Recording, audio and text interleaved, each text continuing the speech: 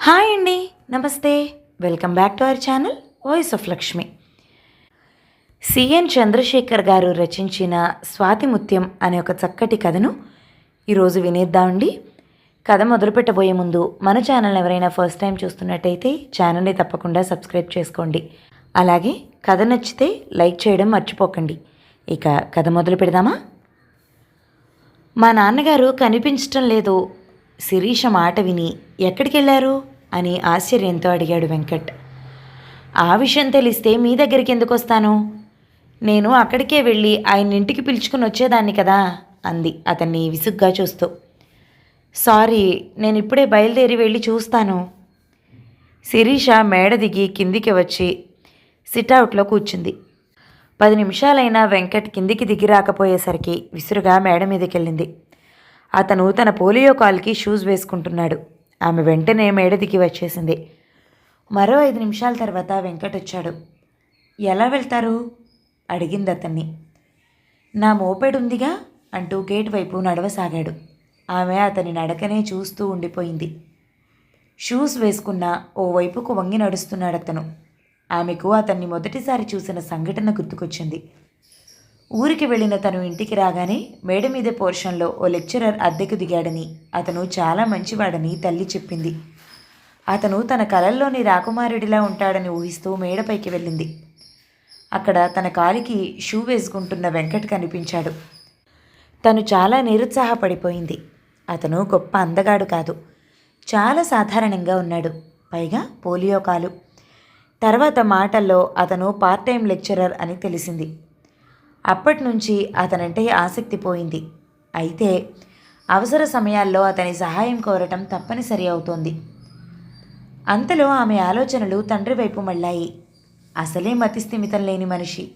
దారి తప్పితే ఇల్లు తెలుసుకోలేడు. ఇదివరకు 2 సార్లు ఇలాగే బయటకు వెళ్ళిపోతే వెంకట్ వెళ్ళి వెతికి ఇంటికి పిలుచుకుని వచ్చాడు. ఈసారి కూడా ఆయన త్వరగా దొరికితే పావుణ్ణు.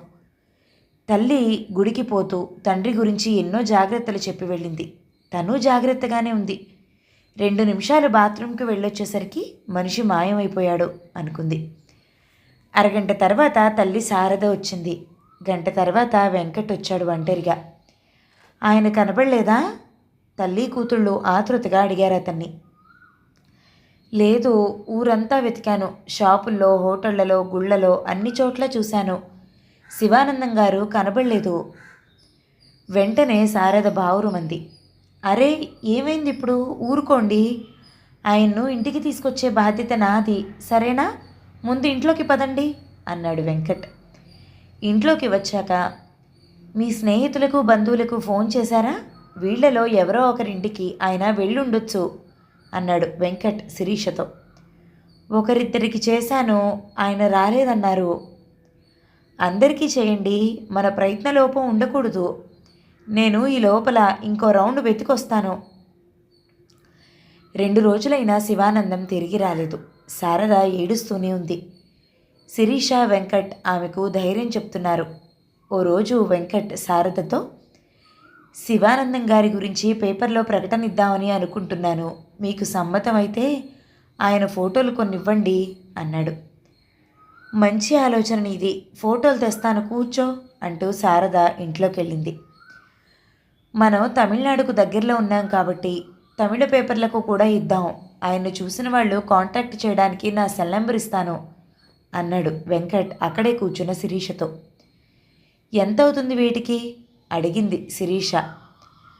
నాకు తెలీదు, మీ నాన్నగారి ఇంటికి వచ్చాక లెక్క చెప్తాను, అప్పుడు ఇద్దురు గాని అన్నాడు వెంకట్ నవ్వుతూ. అక్కర్లేదు, 1000 రూపాయలు ఇస్తాను, లెక్కలు తర్వాత చూద్దాం అంటూ లోపలికెళ్ళి డబ్బులు తెచ్చి అతని చేతికిచ్చింది. అతను ముభావంగా అందుకున్నాడు. శారద అందించిన ఫోటోలు కూడా తీసుకుని వెళ్ళిపోయాడు. మరో 4 రోజులు గడిచిపోయాయి. శివానందం ఆచూకీ తెలియకుండానే. ఆ రోజు రాత్రి 12 గంటలకు తలుపు తట్టిన శబ్దమైతే టీవీ చూస్తున్న శిరీష ఉలిక్కిపడింది. భయంగా కిటికీ తలుపు తీసి చూస్తే వెంకట్ కనిపించాడు. ఏం కావాలన్నట్లు అతని వైపు చూసింది. తలుపు తెరవండి, మీకో విషయం చెప్పాలి అన్నాడు నవ్వుతూ. పిచ్చి వేషాలు మాని విషయం చెప్పండి అంది కటువుగా. మీ నాన్నగారు వచ్చారు, ఇంట్లోకి తీసుకెళ్ళండి అనేసి మేడమెట్లు ఎక్కి తన పోర్షన్లోకి వెళ్ళిపోయాడు. తల్లిని లేపి తర్వాత తలుపు తెరిచిన శిరీషకు ఎదురుగా తండ్రి కనిపించాడు. ఎక్కడ దొరికారాయన? మరుసటి రోజు వెంకట్ను అడిగింది శారద. చెన్నైలో. నిన్న సాయంత్రం కాలేజీలో ఉన్నప్పుడు నాకు ఫోన్ వచ్చింది, వెంటనే బయలుదేరి వెళ్ళాను.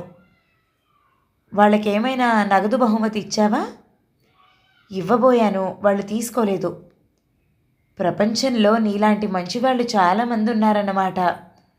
అవును, నిన్న రాత్రి శిరీష నిన్నేమైనా అన్నదా? మీకెందుకు ఆ అనుమానం వచ్చింది?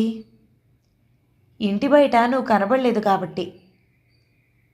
మిమ్మల్ని సర్ప్రైజ్ చేద్దామని ప్లాన్ వేశాను, అది బెడిసి కొట్టింది అంతే. ఇంతకు ఏమంది? ఏమనలేదు. నువ్వు చెప్పకపోయినా నేను ఊహించగలను. దాని మాటల్ని మనసుకి తీసుకోవద్దు, దానికి నోటు దురుసు ఎక్కువ. నేను ఆ విషయాన్ని నిన్నే మర్చిపోయాను.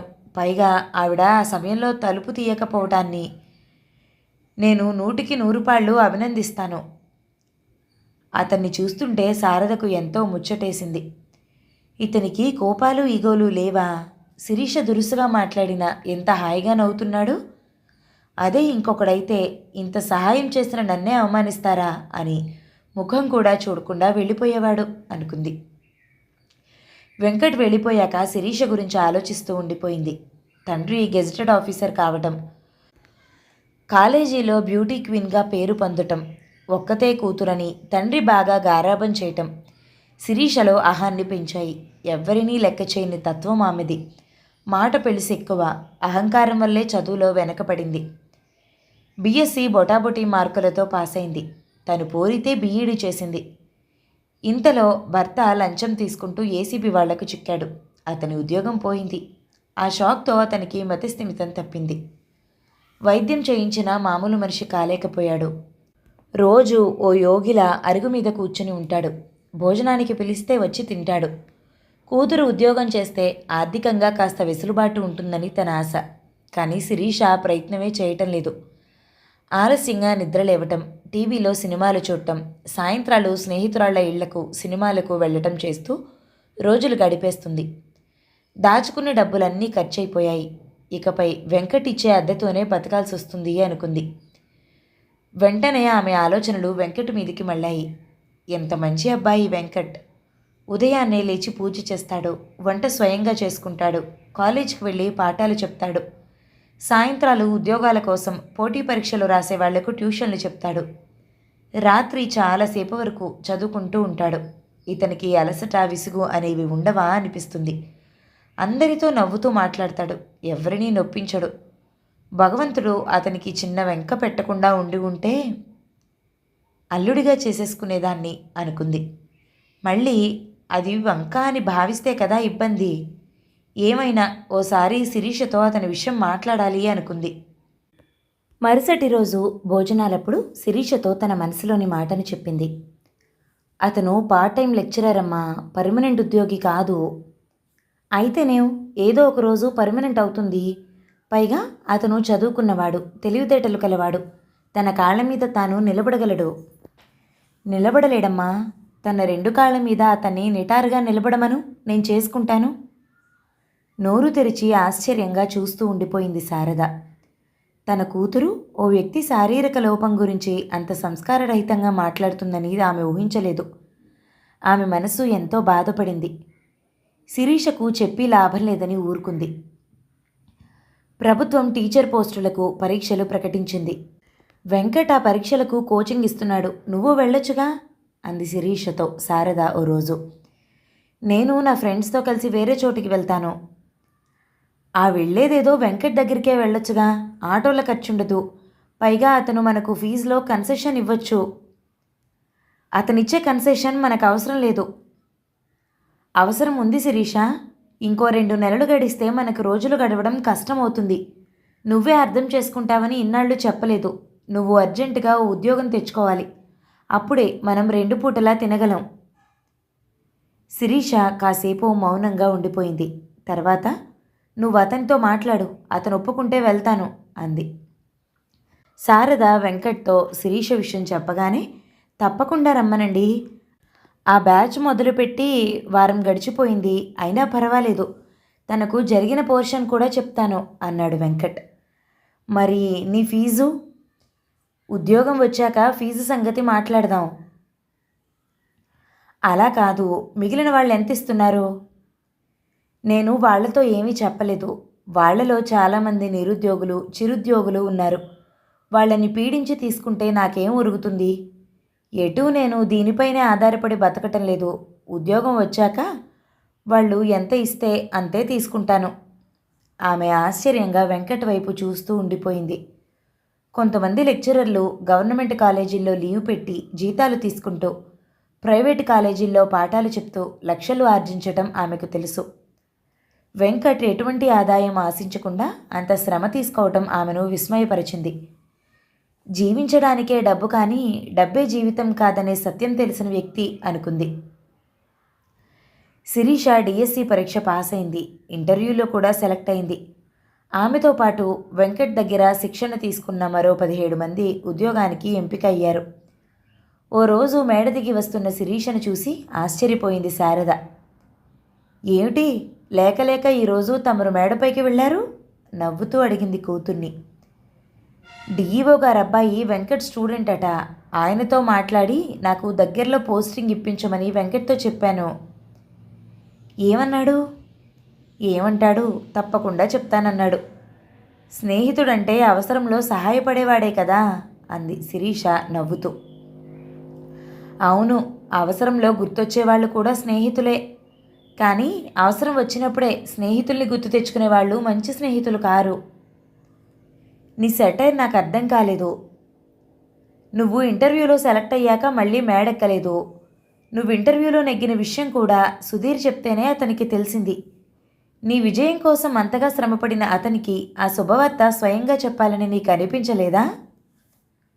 నువ్వు చెప్పావు కదా అని ఊరుకున్నాను. ఇవన్నీ నీతో చెప్పుకుని ఏడ్చాడా? విసుగ్గా అంది శిరీష. చెప్పుకోలేదు, చెప్పాడు. ఆ రోజు నేను ఊర్లో లేను. సాయంత్రం ఊరు నుంచి వచ్చాక అతనికి చెప్పాను. నువ్వు అతనికి విషయం చెప్పకపోయేసరికి నువ్వు సెలెక్ట్ కాలేదనుకుని కొంతసేపు బాధపడ్డాడట. తర్వాత సుధీర్ ఫోన్ చేసి నువ్వు సెలెక్ట్ అయ్యావని చెప్తే సంతోషించాడట. నువ్వు చెప్పు, నీ పద్ధతి కాస్తైనా బాగుందా? శారద మాటలకు బదులు చెప్పకుండా విసురుగా వెళ్ళిపోయింది శిరీష. మనుషులు ఆరోగ్యం విలువ, స్నేహం విలువ వాటిని కోల్పోయేంత వరకు తెలుసుకోలేరంటారు. ఇది మాత్రం కోల్పోయినా తెలుసుకోలేదు అనుకుంది శారద. ఓ ఆదివారం వెంకట్ కోసం హరి అనే స్నేహితుడొచ్చాడు. మేడ మీద పోర్షన్కు తాళం వేసి ఉండటంతో శారదను అడిగాడు. వెంకట్ ఎక్కడికి వెళ్తున్నాడో నాకు చెప్పలేదు. ప్రతి ఆదివారం ఉదయం పూట మాకు కనిపించడు అంది శారద. ఈరోజు ఆదివారం కదా, వికలాంగుల ఆశ్రమానికి వెళ్ళుంటాడు. నేను ఆ విషయం మర్చిపోయాను. నా పేరు హరిప్రసాద్, వెంకట్ ఫ్రెండ్ని. తిరుపతి నుంచి వచ్చాను. సాయంత్రం తనని కలుస్తానని వాడొస్తే చెప్పండి. ఎండను పడొచ్చారు, లోపలికి రండి, మంచినీళ్ళు తాగి వెళ్తురు గాని అంది శారద. అతను సోఫాలో కూర్చున్నాక మంచినీళ్ళు అందించింది. వెంకట్ను తల్లిలా చూసుకునే శారద గారు మీరేనన్నమాట అన్నాడు హరి ఆమెతో. శారదను నేనే, ఇది నా కూతురు అంటూ శిరీషను చూపి ఏదో చెప్పబోతుంటే, శిరీష గారు జిల్లా పరిషత్ స్కూల్లో టీచరు, మా వెంకట్ శిష్యురాలు. బయట అరుగు మీద కూర్చున్న ఆయన యోగి శివానందం గారు, అవునా అన్నాడు హరి. శారద నవ్వుతూ, వెంకట్ మా వివరాలన్నీ మీకు చెప్పినట్లున్నాడు. అయినా అతనికి ఇల్లు, ఉద్యోగం ఉంది కదా, ఆశ్రమానికి వెళ్లాల్సిన అవసరం ఏముంది? వారానికి ఒక్కరోజైనా మాతో గడపొచ్చు కదా అంది. మీరన్నట్లు వాడికి అవసరం లేదు. అక్కడి ఆశ్రమవాసులకు అతని అవసరం ఉంది. ప్రతి ఆదివారం వాళ్లతో గడిపి వారికి మానసిక ధైర్యాన్ని, ఉల్లాసాన్ని ఇస్తాడు. మామూలు మనుషుల కన్నా తాము ఎందులోనూ తీసిపోమంటూ రుజువు చేయాలని ఉత్సాహపరుస్తాడు. తాను సాధించిన విజయాల గురించి చెప్పి వారికి స్ఫూర్తినిస్తాడు అన్నాడు హరి. స్ఫూర్తినిచ్చేంత విజయాలు అతడేం సాధించాడని వెటకారంగా అంది శిరీష. బీఎస్సీ 3 ఏళ్ళు, ఎంఎస్సీ 2 ఏళ్ళు కలిపి 5 ఏళ్ళు వరుసగా యూనివర్సిటీ ఫస్ట్ వచ్చి గోల్డ్ మెడల్ సాధించాడు. అది అచీవ్మెంట్ కాదా? వెంకట్ గోల్డ్ మెడల్ సాధించాడా? నాతో ఎప్పుడూ చెప్పనే లేదు అంది శారద. ఆమె ముఖంలో ఆశ్చర్యం, ఆనందం కనిపించాయి అతనికి. వాడు తన విజయాల గురించి చెప్పడు, కానీ తన తోటి వాళ్ళు సాధించిన విజయాల గురించి పొంగిపోతాడు. తనకు పరిచయమైన ప్రతి వ్యక్తి బాగుండాలని కోరుకునే మనస్సు వెంకట్ది. నిజానికి నేను వాడు వ్యవసాయ కూలీల కుటుంబం నుంచి వచ్చిన వాళ్ళమే. అయితే వాడు శ్రద్ధగా చదువుకునేవాడు, నేను జులాయిగా తిరిగేవాణ్ణి. నన్ను సరిదిద్ది మంచి దారిలో పెట్టిన గురువు వాడు. నేను వాడు బ్యాంకు పరీక్షలు రాశాం. ఇద్దరం పరీక్ష పాస్ అయ్యాం. ఇంటర్వ్యూలో నేను సెలెక్ట్ అయ్యాను, వాడు కాలేదు. అయినా వాడి ముఖంలో కానీ మాటల్లో కానీ రవ్వంత అసూయ కూడా నాకు కనపడలేదు. నాకంటే ఎక్కువగా వాడు ఆనందించాడు. అటువంటి మనుషుల్ని చాలా అరుదుగా చూస్తాం మనం. అతను ఇంటర్వ్యూలో సెలెక్ట్ కాకపోవడం ఏమిటి? ఫిజికల్లీ హ్యాండిక్యాప్డ్ కోటా కింద అతనికి రిజర్వేషన్ ఉందిగా అడిగింది శిరీష. వాడు ఆ సదుపాయాన్ని ఎప్పుడూ వాడుకోలేదు, వాడుకోవడం ఇష్టం లేదు కూడా. మామూలు మనుషుల కన్నా తను ఏ విధంగానూ తక్కువ కాదని నిరూపించుకోవాలనే తపన కలిగిన వాడు వెంకట్. స్కూల్లో చదువుతున్నప్పుడు ఫస్ట్ ర్యాంక్ ఎప్పుడూ వాడికే వస్తుందని ఈర్ష్యతో క్లాస్మేట్స్ అతన్ని మరే విధంగానూ తప్పుపట్టలేక కుంటివాడు అని వెక్కిరించేవాళ్ళు. వెంకట్ బాధతో ఏడ్చేవాడు. అతన్ని అభిమానించే టీచర్లు సైతం అతని ఐడెంటిటీ కోసం పోలియో కాల్తో నడుస్తాడే ఆ అబ్బాయి అని తోటి వాళ్లతో చెప్పేవాళ్ళు. ఆ విషయం తెలిసి నాకు వెంకట్ అని పేరుంది కదా, పోలియో ప్రస్తావన ఎందుకు చేయాలి అని వాపోయేవాడు. క్రమంగా ఆ బాధను కసిగా మార్చుకున్నాడు. ఆ కసితోనే గోల్డ్ మెడల్ సాధించాడు. అన్ని గోల్డ్ మెడల్స్ సాధించిన వాడు పార్ట్ టైం లెక్చరర్గా ఉద్యోగం చేయడం ఏమిటి అంది శారద. చదువు పూర్తయినా తండ్రి సంపాదన మీద ఆధారపడటం ఇష్టం లేక ఈ ఉద్యోగంలో చేరాడు. అయితే వాడి ఆలోచనలు వేరు, ధ్యేయం వేరు. అంతటి బలవంతులైన పాండవులు కూడా విరాటరాజు కొలువులో ఉద్యోగానికి చేరారు. వెంకట్ కూడా అంతే. సమయం వస్తే ఓ భీముడిగా, ఓ అర్జునుడిగా తనను తాను నిరూపించుకుంటాడు అన్నాడు హరి. 6 నెలల తర్వాత హరి అన్న మాటలు నిజమయ్యాయి. వెంకట్ ఐఏఎస్ పాస్ అయ్యాడు. శిరీషకు నమ్మబుద్ధేయటం లేదు. తక్కువ ఖరీదు దుస్తులు ధరించి పాత మోపెడ్పై వెళ్లే వెంకట్ ఇప్పుడు ఐఏఎస్ ఆఫీసర్, కాబోయే కలెక్టర్ అనుకుంది. శారదకు ఆశ్చర్యంగా ఉంది. ఐఏఎస్ పాస్ అయినా వెంకట్లో కాస్త కూడా అహం కనిపించటం లేదు. అదే నమ్రత, అదే చిరునవ్వు. నిండుకుండ తొణకదు అని ఇలాంటి వారిని చూసే అన్నారేమో. అసలు ఈ అబ్బాయి తన ఇంట్లో చేరినప్పటి నుంచి తనను తరచుగా ఆశ్చర్యానికి గురి చేస్తూనే ఉన్నాడు అనుకుంది. వెంకట్ ఊర్లో హీరో అయిపోయాడు. ఇంటి దగ్గర ఆత్మీయుల సందడి పెరిగింది. పత్రికా విలేకరుల హడావుడి మొదలైంది. అతని ప్రమేయం లేకుండానే అతని ఫోటోతో హోర్డింగులు వెలిశాయి. స్కూలు, కాలేజీ యాజమాన్యులు తమ విద్యార్థులకు స్ఫూర్తినివ్వమని ఆహ్వానింపసాగాయి. అతని తల్లిదండ్రులు వచ్చి 4 రోజులుండి కొడుకు ఆనందాన్ని పంచుకుని వెళ్లారు. క్రమంగా శిరీషకు వెంకట్ పట్ల ఆసక్తి పెరగసాగింది. అది అతను ఐఏఎస్ అయినందువల్ల కావచ్చు, లేదా ఊర్లో అతనికి ఏర్పడ్డ ఫాలోయింగ్ వల్ల కూడా కావచ్చు. ఆమెకు తల్లి ఇదివరలో చేసిన పెళ్లి ప్రపోజల్ గుర్తొచ్చింది. ఓసారి వెంకట్తో మాట్లాడి తన పట్ల అతని అభిప్రాయం కనుక్కోవాలి అనుకుంది. అయితే వెంకట్తో ఏకాంతంగా మాట్లాడే అవకాశం ఆమెకు చాలా రోజుల దాకా దొరకలేదు. ఆ రోజు సాయంత్రం మేడ మీద సందడి లేకపోవడం గమనించి వేగంగా మెట్లెక్కి అతని ఇంట్లోకి నడిచింది. వెంకట్ ఓ అమ్మాయితో మాట్లాడుతున్నాడు. ఆమె గొప్ప అందగత్తె కాదు కానీ చూడ్డానికి చక్కగా ఉంది. శిరీషను చూసిన వెంకట్ రండి కూర్చోండి అంటూ ఆహ్వానించాడు. తర్వాత ఈవిడ శ్రావణి, నా కాబోయే భార్య అంటూ ఆ అమ్మాయిని శిరీషకు పరిచయం చేశాడు. ఆ అమ్మాయి నవ్వుతూ 2 చేతులు జోడించింది. శిరీష ముఖం మ్లానమైంది. బలవంతంగా ముఖంపై నవ్వు తెచ్చుకుంటూ ప్రతి నమస్కారం చేసింది. ఆమెకు శ్రావణిపై రవ్వంత అసూయ కలిగింది. తర్వాత మీరు ఐఏఎస్ పాస్ అయ్యారా అని శ్రావణిని అడిగింది. ఆమె బదులివ్వకముందే వెంకట్ అందుకుని, లేదు, తను బీఎస్సీ పాస్ అయింది, వికలాంగుల ఆశ్రమంలో పనిచేస్తుంది అన్నాడు. మీరు వికలాంగుల ఆశ్రమానికి వికలాంగుల కోసం వెళ్తున్నారనుకున్నాను అంది శిరీష వెటకారంగా. వెంకట్ నవ్వుతూ, నేను నిజంగా వికలాంగుల కోసమే ఆశ్రమానికి వెళ్తాను అన్నాడు. తర్వాత శ్రావణితో, ఇక మీరు బయలుదేరండి, ఇప్పటికే ఆలస్యమైంది అన్నాడు. ఆమె శిరీష వైపు వెళ్తున్నానన్నట్లు చూసి వెళ్ళిపోయింది. మీ కాబోయే శ్రీమతికి తను కలెక్టర్ భార్య కాబోతున్నానని గర్వంలా ఉంది. పెదవి విప్పి నాతో ఓ మాట కూడా మాట్లాడలేదు అంది శిరీష నిష్ఠూరంగా. ఆమె పెదవి విప్పగలదు కానీ మాట్లాడలేదు. షాక్ తిన్నట్టు చూస్తూ ఉండిపోయింది శిరీష. నేను తన గొంతునవుతాను, తను నన్ను ముందుకు నడిపిస్తుంది అన్నాడు వెంకట్. అతను ఎంతో ఎత్తుకు ఎదిగిపోయినట్లు, తాను అతని ముందు అన్ని విషయాల్లో చిన్నగా కనిపిస్తున్నట్లు అనిపించింది ఆమెకు. తన ఆశయాలను ఆదర్శాలను చేతలలో చూపిన అతన్ని మనస్ఫూర్తిగా అభినందించాలని అనిపించింది. లేచి నిలబడి కంగ్రాచులేషన్స్ అంటూ చేయి అందించింది. అతను ఆమె చేతిని ఆప్యాయంగా నొక్కి వదిలాడు. వెంకట్ ఇల్లు ఖాళీ చేసి వెళ్తుంటే శారదకు ఏడుపొచ్చింది. శివానందం శారదల పాదాలకు నమస్కారం చేశాడు వెంకట్. అతని స్నేహితులు స్టేషన్కు వెళ్ళడానికి కారు తీసుకొచ్చారు. వెంకట్ కారు వైపు నడిచి వెళ్తూ ఉంటే శిరీష అతన్నే చూస్తూ ఉండిపోయింది. ఇప్పుడు అతను ఓ వైపుకు వంగి నడుస్తున్నట్టు ఆమెకు అనిపించలేదు. ఎంతో హుందాగా నడుస్తున్నట్లుగా అనిపించింది. కథ సమాప్తం.